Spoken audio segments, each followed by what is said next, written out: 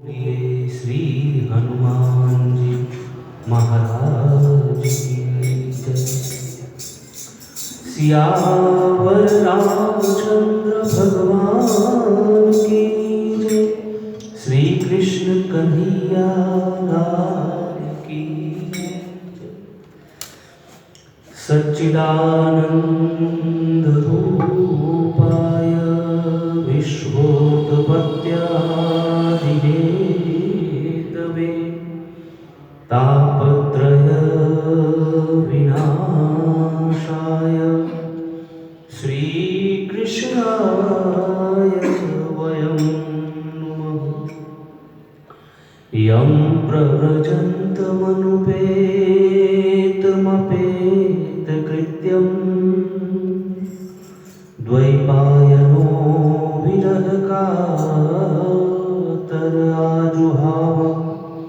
पुत्रेति तन्मयतया तरवोऽभिनेदुः स्तं सर्वभूतहृदयं मुनिमानतोऽस्मि। करारविन्दे न पदारविन्दं मुखारविन्दे विनिवेशयन्तं वटस्य पत्रस्य पुटे शयानम् बालं मुकुन्दं मनसा स्मरामि। भक्तिभक्त भगवन्त गुरु चतुरनाम बपुए तिनके पद बंदन किए नाशय विघ्न अनेक। यत्र यत्र रघुनाथ कीर्तनं तत्र तत्र कृतमस्तकाञ्जलिं बाष्पवारि परिपूर्णलोचनं मारुतिं नमत राक्षसान्तकं मारुतिं नमत राक्षसान्तकं। सुजन समाज सकल गुण खानी करऊं प्रणाम सप्रेम सुबानी। बोलिए सियावर रामचंद्र भगवान की जय। श्री हनुमान जी महाराज की जय। श्री हनुमते नमः। श्री गुरु चरण सरोज रज निज मन मुकुर सुधार। बरनउँ रघुवर बिमल यशु जो दायक फल चार। बुद्धिहीन तनु जानिके सुमिरौं पवन कुमार। बल बुद्धि विद्या देहु मोहि हरहु कलेश विकार। सियावर राम जय जय राम मेरे प्रभु राम जय जय राम। जय हनुमान ज्ञान गुण सागर जय कपीश तिहुँ लोक उजागर। रामदूत अतुलित बल धामा अंजनी पुत्र पवन सुत नामा। महावीर विक्रम बजरंगी सुमति निवार सुमति के संगी। कंचन वरन विराज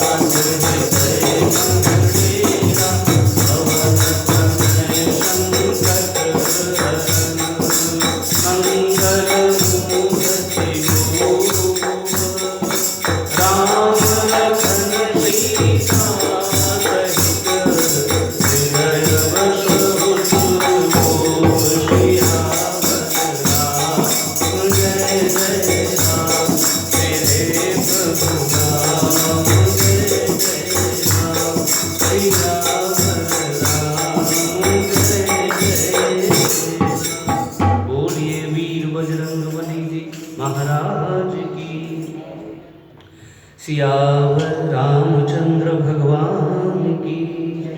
श्री कृष्ण कन्हैया लाल की जय। व्यास भगवान की जय। सुखदेव भगवान की जय। श्रीमद् भागवत महापुराण की जय। सब संतन हरि भक्तन की जय।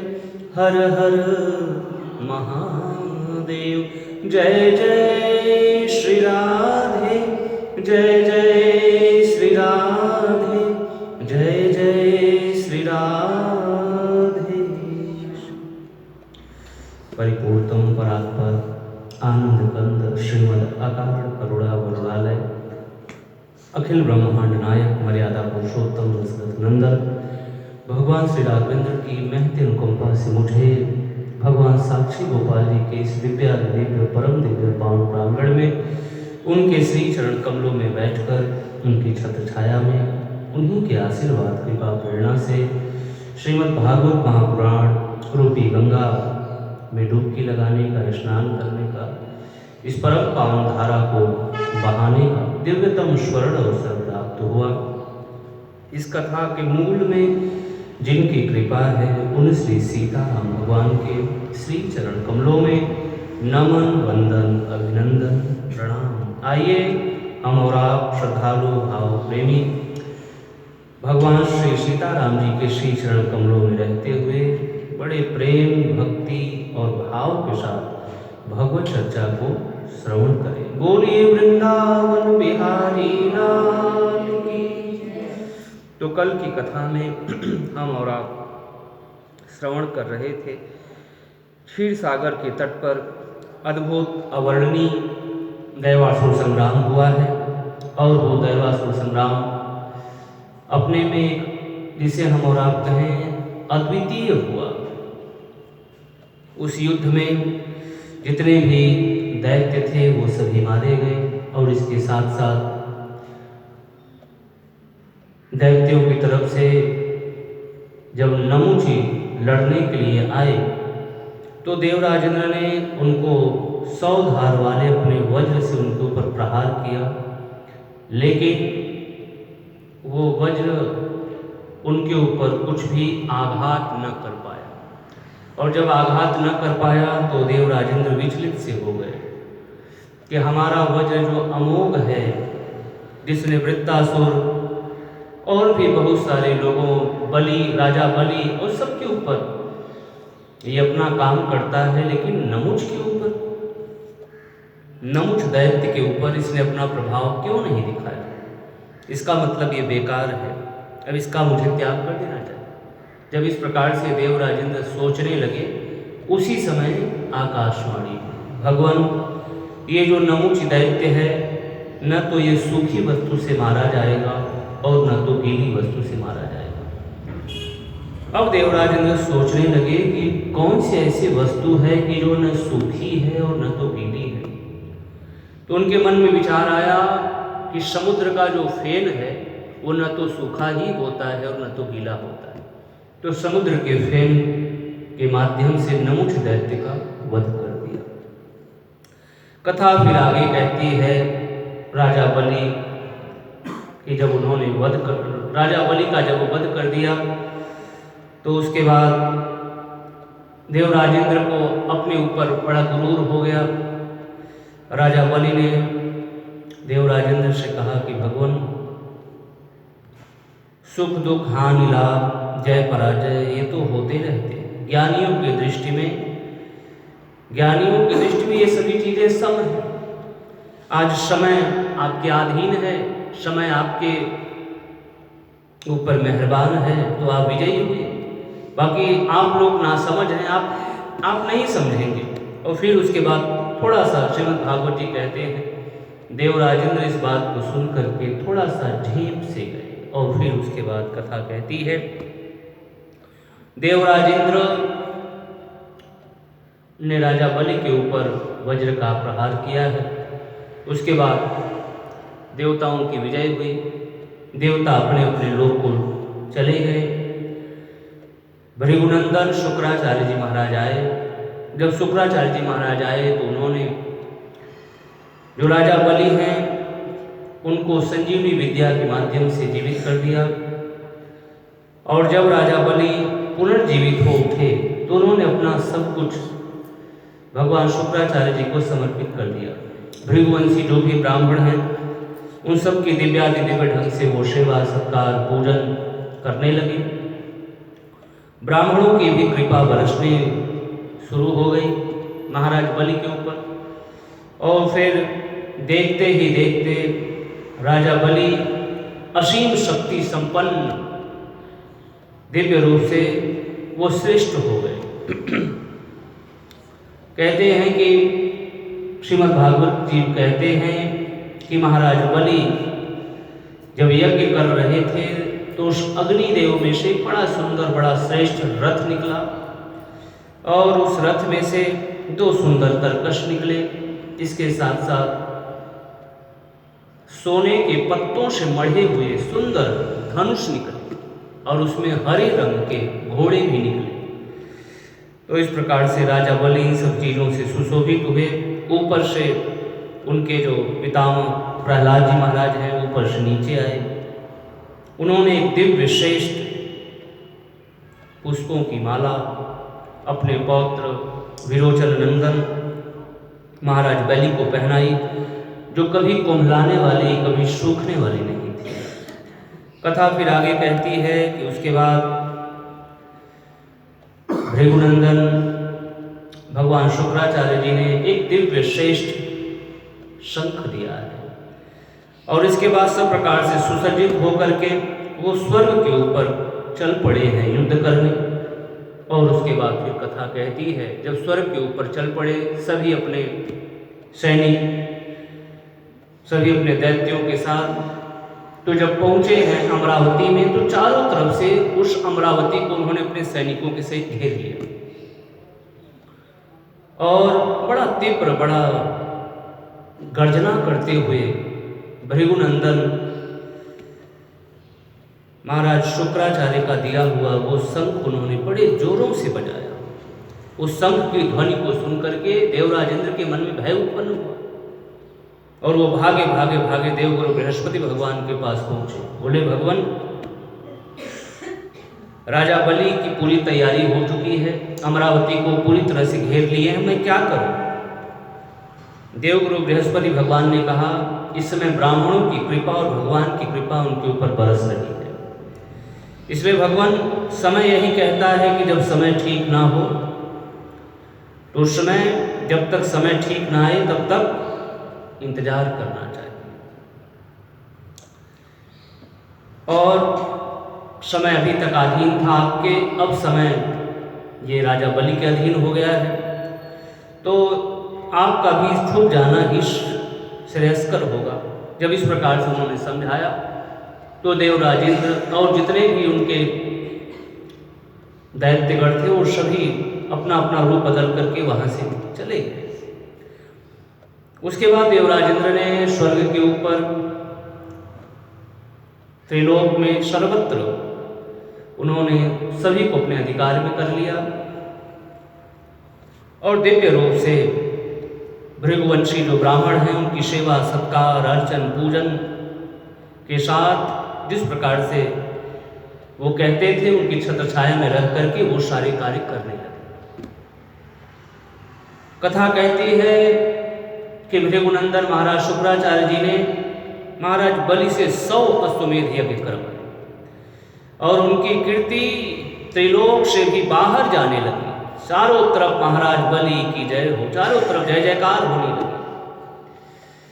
खैर जो कुछ भी हो, लेकिन राजा बलि बड़े धर्मज्ञ थे, बड़े श्रेष्ठ।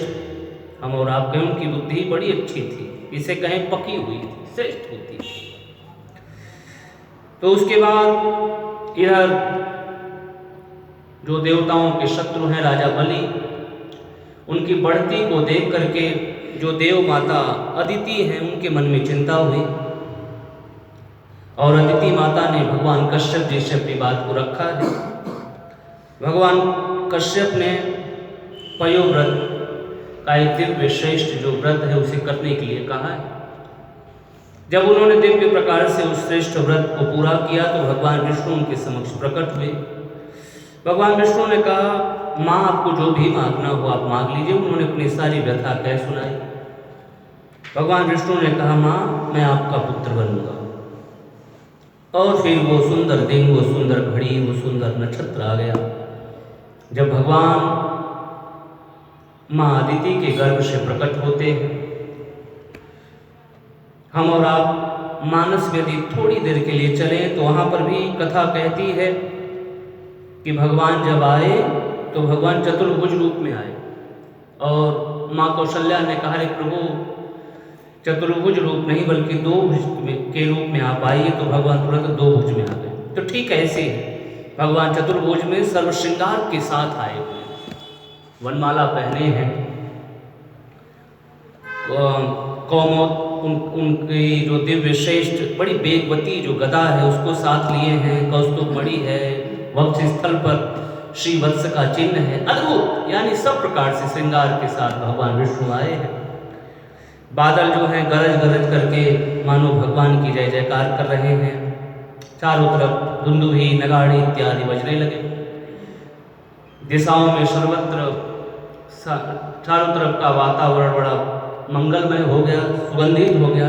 देवता लोग भी आए, भगवान की जय जयकार करने लगे। और तुरंत फिर भगवान ब्रह्मचारी वामन जी के रूप में आ गए, दो भुजा में। बोलिए वामन भगवान की। और जैसे ही वामन ब्रह्मचारी जी के रूप में आए, सभी ने महामुनि कश्यप ऋषि को आगे करके उनका जो जात कर्म संस्कार है उसको दिव्यादि दिव्य ढंग से संपन्न कराया। अब साक्षात अविनाशी भगवान विष्णु ही वामन बने हैं। भगवान की कितनी अद्भुत महिमा है प्रिय भक्तों। अपने भक्तों के लिए कभी क्या बनते हैं, कभी क्या बनते हैं। यथा अनेक वेश धरी नृत्य करई नटको, सोई सोई भाव दिखावई आपुन होई न सो। कभी बाराह बनते हैं, कभी हिरण्यकशिप नरसिंह बनते हैं, कभी वामन बनते हैं। अद्भुत है भगवान की बातें, भगवान की लीलाएं कितनी अद्भुत है। हम बस प्रभु से जुड़े रहें। प्रभु किसी न किसी रूप में हम भक्तों की रक्षा करते हैं, मंगल करते हैं, कल्याण करते हैं। बस हम जुड़े रहें प्रिय भक्तों, प्रिय भक्तों हम जुड़े रहें। अब देख रहे हैं वामन भगवान, कौन बनेगा छोटा। अगर आज आप किसी से कहो कि छोटे बन जाओ, कोई बनेगा? बड़ा सोचे हम और आप। लेकिन भगवान वामन भी बन गए। इसलिए भगवान सुखदेव कहते हैं कि परीक्षित, भगवान ने वो जो अमृत था उसे सिर्फ देवताओं को ही पिलाया, असुरों को नहीं पिलाया। क्यों? क्योंकि ये जो देवता हैं उन्होंने भगवान के चरण रज को स्वीकार किया है, उसको अपने सिर पर उन्होंने धारण किया है। उनके वो चरण शरण में रहते हैं, उनकी छत्र छाया में रहते हैं। इसलिए भगवान ने अपना जान करके देवताओं को वो अमृत का पान करा। तो प्रिय भक्तों, भगवान से जुड़ने की आवश्यकता है। प्रभु तो इतने दयालु हैं, इतनी कृपा करते हैं, इतनी कृपा करते हैं जितना हमारा सोच भी नहीं सकते। एक बड़े श्रेष्ठ और बड़े अच्छे वैश्य कुल के थे त्रिलोचन जी महाराज। त्रिलोचन जी महाराज बड़े अच्छे भगवत भक्त थे, भगवान की और संतों की खूब सेवा करते थे। सेवा तो खूब करते थे, लेकिन उनके मन में ये रहता था काश कोई नौकर मिल जाता। अब वो घर में वो थे और उनकी पत्नी थी और कोई था नहीं। तो उनके मन में ये होता था कोई एक और सहयोगी मिल जाते नौकर के रूप में, तो कम से कम अच्छी ढंग से और सेवा हो और अच्छी प्रकार से। अब उनके मन की बात भगवान समझ गए। और जैसे ही भगवान समझे, एक दिन की बात है, वो जैसे ही अपने घर से बाहर निकल रहे थे, तब तक सामने से भगवान नौकर का रूप बना करके उनके सामने आ गए। जैसे ही नौकर का रूप बना करके भगवान सामने आए, त्रिलोचन जी महाराज ने उनको देखा, कहा, अरे आपको क्या नौकरी की आवश्यकता है क्या? मेरे घर में एक नौकर की बड़ी ज़रूरत है। तो उन्होंने कहा, भगवान मैं तो आपके यहाँ नौकरी करूँगा, लेकिन अब ये है कि जब मेरे स्वभाव से आपका स्वभाव मेल खा जाए तभी मैं नौकरी कर सकता हूँ। तो त्रिलोचन जी महाराज ने पूछा कि आपके स्वभाव से औरों का मेल क्यों नहीं खाता? बोले, भगवान बात यह है कि मैं रोज 5-7 सेर अन्न खा जाता हूँ, भोजन कर लेता हूँ।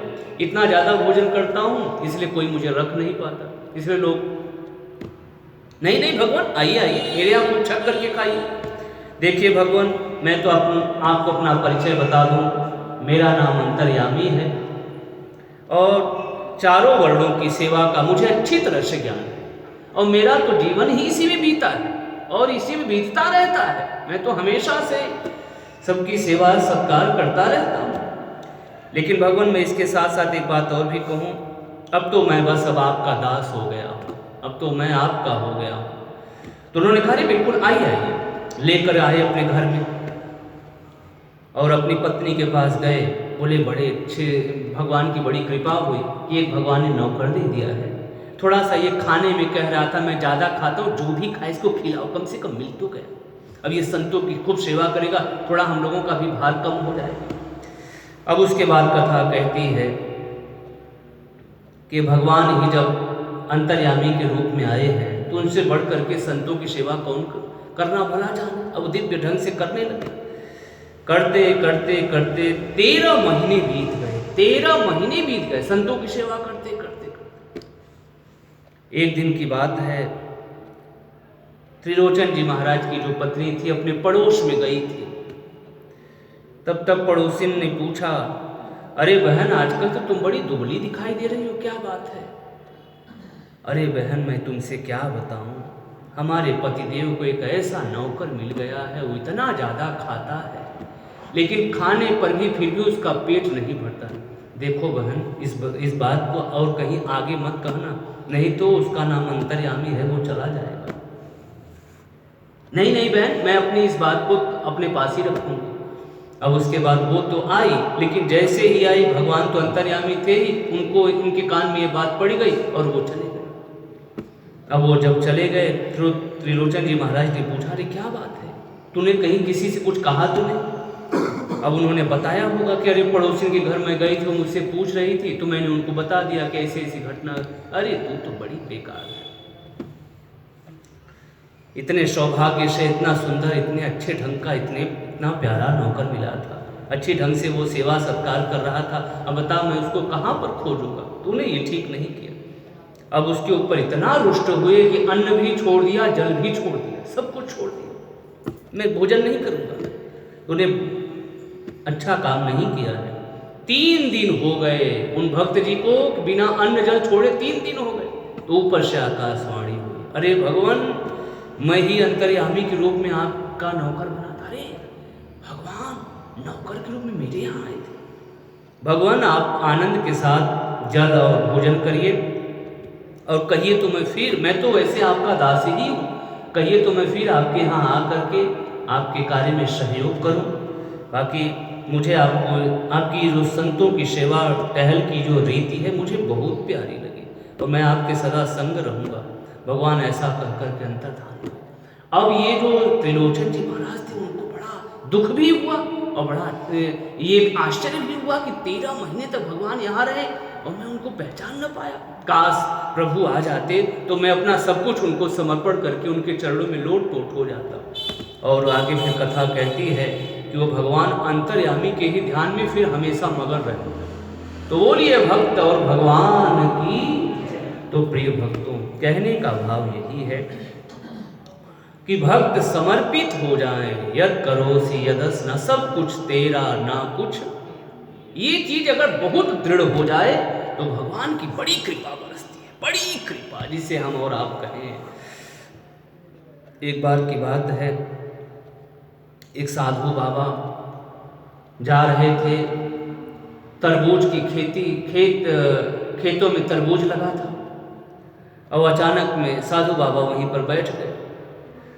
अब जो उस खेत का मालिक था उसे लगा कि ये साधु बाबा हमारे तरबूज की चोरी कर रहे हैं।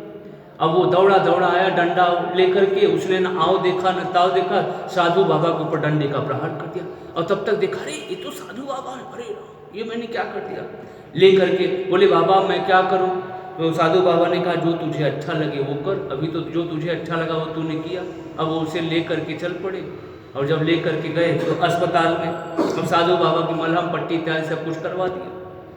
फिर उसके बाद दूसरे दिन वो थोड़ा बढ़िया फल फ्रूट्स इत्यादि सब दूध इत्यादि लेकर के आए, तो वो नहीं दूसरे लेकर के आए। तो साधु बाबा से बोले बाबा ये दूध पी लीजिए, फल फ्रूट्स खा लीजिए। तो साधु बाबा ने कहा तेरी भी चाल बड़ी निराली है, कभी तू डंडा मारता हो, कभी दूध फल फ्रूट्स खिलाता है। उस व्यक्ति ने कहा अरे बाबा मैं नहीं था। अरे नहीं नहीं, मैं तुझे पहचानता हूँ अच्छी तरह से, तू ही था। कहने का भाव यह है साधु बाबा सब में ईश्वर को ही देख रहे थे, यानी उनका ये कहना है कि डंडे का भी प्रहार आपने किया और ये फल फ्रूट्स जो दूध भी पिला रहे वो आप ही पिला रहे हैं। वासुदेव सर्वम, सब में आप ही आप हैं प्रभु। तो कहने का प्रिय भक्तों भगवत प्रेमियों भाव यही है कि यदि जिसका भाव दृढ़ता के साथ भगवान से जुड़ जाए, देवता कहने को भले स्वार्थी हैं कुछ भी हैं लेकिन वो दृढ़ रूप से भगवान से जुड़े हैं, ये बड़ी बात है। तो गोविंद हरे गोपाल हरे जय जय प्रभु दीन दयाल हरे गोविंद हरे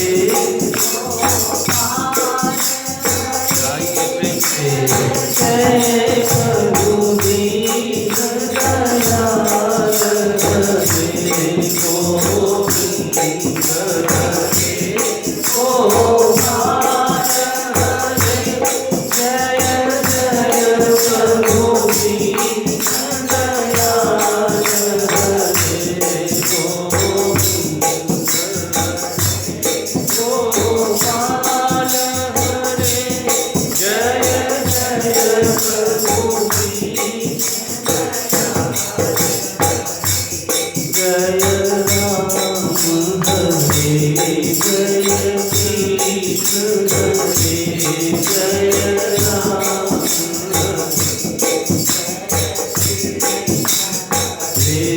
जय राम हरे जय कृष्ण हरे जय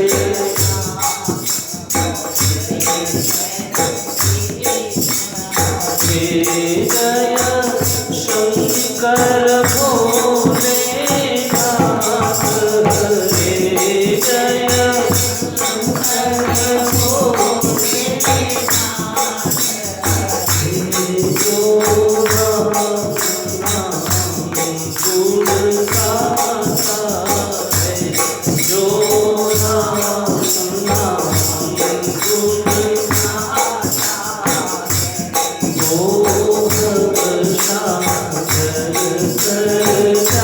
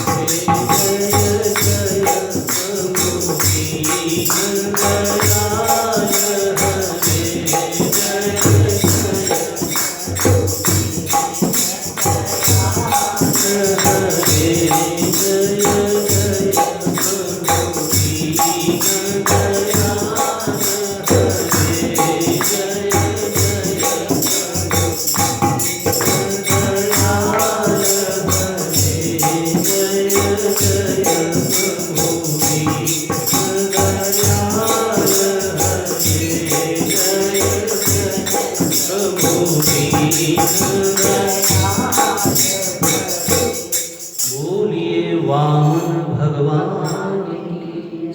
तो भगवान विष्णु वामन बने हैं अपने देवताओं के लिए। मुझे कोई भी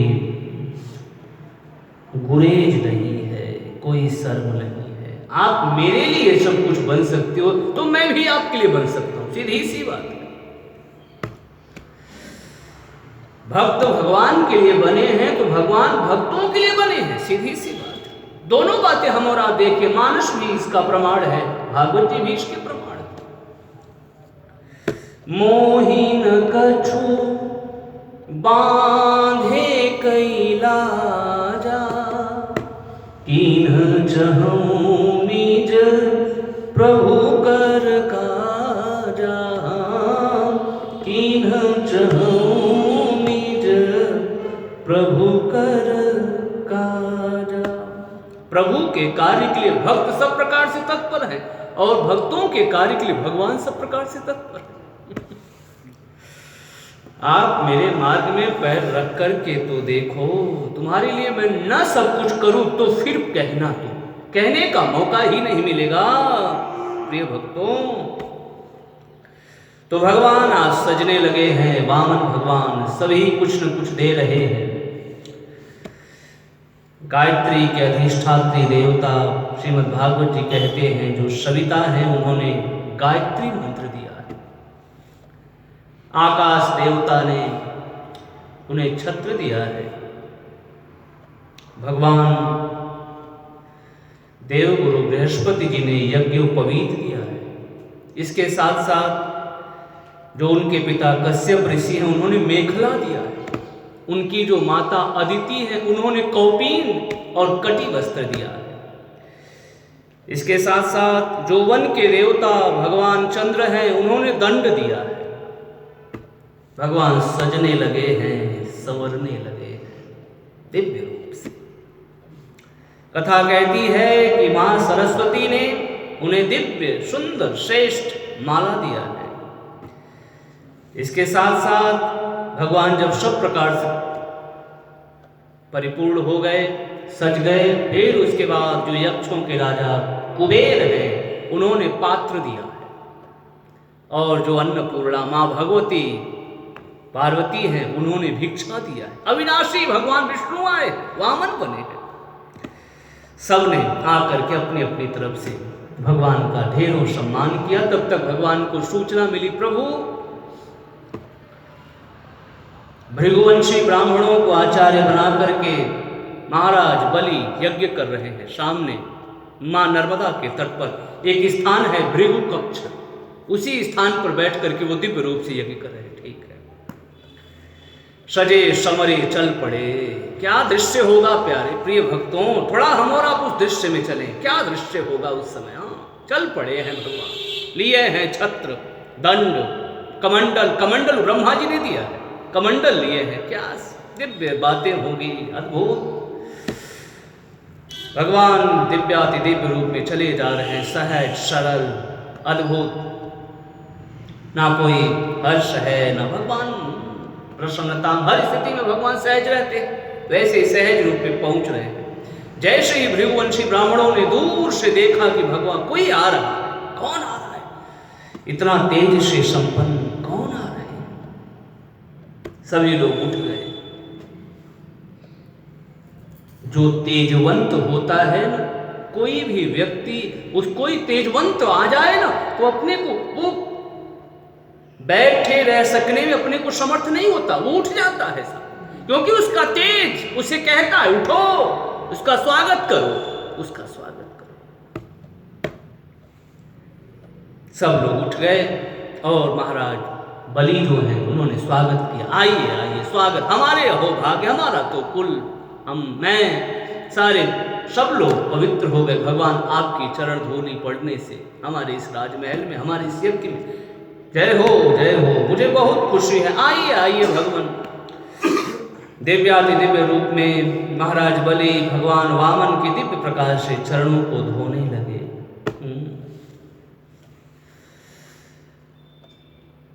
आज उस सुंदर श्रेष्ठ दिव्य शास्त्र कहते हैं उन चरणों को धो रहे हैं जिन चरणों का जो जल है भगवान महादेव अपने सिर पर धारण करते हैं। तो इस प्रकार से प्रिय भक्तों, दिव्य रूप में उन्होंने भगवान का चरण धोया है। धोने के बाद उस जल को अपने सिर पर रख लिया। अद्भुत, ये सारी बातें महाराज बलि की बहुत टच करती, बहुत छूती हैं, बहुत स्पर्श करती। भले वो दैत्य है तो क्या हुआ, लेकिन उनका संस्कार चला रहा है, उनका संस्कार चला रहा है। उनके पितामह प्रहलाद जी महाराज हैं, उनके पिता विरोचन हैं, उनके पिता और उनके पूर्वज हिरण्यकश्यप भी हैं, हिरण्याक्ष भी हैं। ये सब उनके परिवार के ही। किसी में भक्ति नहीं तो कम से कम कोई न कोई बात तो थी। तो इस प्रकार से दिव्य रूप में यदि हम और आप कहें तो भक्ति भी है महाराज बलि में, शौर्य भी है, दोनों बातें हैं। अद्भुत है। महाराज बलि का जो प्रसंग है वह सचमुच में अपने में बड़ा श्रेष्ठ और बड़ा दिव्य है। भगवान का जब अच्छी प्रकार से उन्होंने चरण धो लिया तो पूछा, भगवान आप क्या चाहते हैं? जो भी आपके मन में इच्छा हो आप निसंकोच होकर के मांगिएगा, बिल्कुल संकोच मत करिएगा। क्योंकि आप ये सोचिए कि मैं सब चीजों का अधिपति हूँ, सब सारी चीजों का इसमें मालिक स्वामी मैं ही। जो भी मांगना हो दिल खोल करके मांग, सारी आपकी इच्छाएं पूरी होंगी। भगवान ने कहा आपकी बातें आपके कुल के अनुसार ही, आपके ही कुल के प्रहलाद जी थे, आपके ही कुल के विरोचन थे, आप सभी बड़े श्रेष्ठ हैं अपने में। महाराज प्रहलाद की तो बात ही अपने में अद्भुत है, अलौकिक है। आप उन्हीं के कुल के हैं, आप उनके पौत्र हैं। विरोचन भी अपने में अद्भुत हुए। महाराज विरोचन की कथा कहती है कि जब देवता लोग आयु मांगने आए तो वो जानते हुए भी अपनी आयु दे दी। तो महाराज आप तो उनके पुत्र हैं, आपकी बातें आपके कुल के अनुसार ही है। खैर भगवान मैं ज्यादा नहीं, लेकिन मेरा जितना शरीर है मैं अपने ही शरीर से 3 पग भूमि सिर्फ चाहता हूं। महाराज बलि को ये हुआ कि बताओ इतना छोटा सा शरीर, कोई भी हो, सीधी सी बात है, ये बलि की राजा की ही बात नहीं, कोई भी पड़ा हो तो कोई कहे कि मांगो या मैं देना चाहता हूं। वो अगर कोई व्यक्ति कहे अच्छा ठीक है, कोई छोटा सा हो तो कहे अच्छा भाई इतना दीजिए, तो लोग कहेंगे क्या और दे और मांग लो, इतने से क्या होगा। एक स्वाभाविक सी बात आ जाती है। अब छोटे से भगवान बने हैं, अब महाराज बलि जो संपूर्ण दिशाओं के त्रिलोक के मालिक हैं, उनसे भगवान कह रहे हैं कि भाई 3 पग भूमि, छोटे छोटे पैर हैं भगवान के। तो भगवान बलि ने से जब इस प्रकार से भगवान वामन ने कहा है, तो भगवान वामन ने कहा कि भगवान सिर्फ मुझे अपने चरणों से 3 पग भूमि ही चाहिए, उससे अधिक मैं नहीं चाहती। अरे भगवान इतना मांगिए, कम से कम आपकी आजीविका अच्छे से चल सके, इतने थोड़े छोटे छोटे पैरों से क्या होगा। इसीलिए प्रिय भक्तों, यदि हम और आप कहें तो ये प्रसंग भी कहता है हर क्षण हर पल हम और आप जागृत हो, सावधानी बहुत जरूरी है। और ईश्वर ही सब कुछ है, ईश्वर को भी हम याद रखें। हम भूल जाते हैं, मैं करने वाला, आप कौन होते हो साहब? मैं बोलने वाला, आप कौन होते हो बोलने वाले? आप कुछ नहीं हो, आप शून्य हो, 0 हो, आप क्या बोलोगे? ये तो मेरे गोविंद की, हनुमान की कृपा है कि जो बुलवाए, बाकी हम लोग क्या बोलेंगे साहब, क्या कर सकते हैं।